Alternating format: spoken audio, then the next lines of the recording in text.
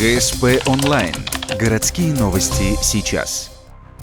Резонансное дело для России рассмотрит Сосногорский суд. Обвиняется мастер дорожных работ. По версии следствия, именно его халатность унесла 2 человеческие жизни. 30 июля прошлого года произошло страшное ДТП. На трассе велись дорожные работы, сделали выбоину около метра в длину и 30 сантиметров в глубину. Из-за ливня яму заделывать решили на следующий день. Осадки и сумерки сыграли роковую роль.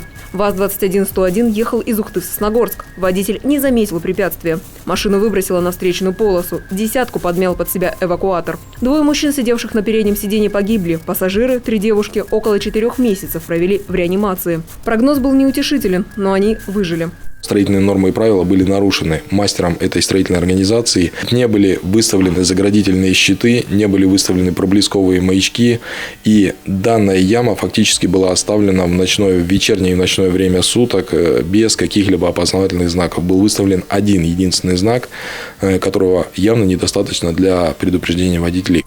После ДТП следователи проверили. Из-за поворота проблемное место сложно заметить даже в ясную погоду. Залатать яму 30 июля не могли из-за дождя. Но после аварии в ту же ночь ее заасфальтировали. Кто дал приказ? Рабочие в один голос говорят, не помнят. Дорожный мастер вину не признал. Смягчающих обстоятельств нет. Его обвиняют в нарушении правил при проведении строительных дорожных работ. Наказание предусматривает до 7 лет лишения свободы с лишением права занимать определенные должности сроком до 3 лет.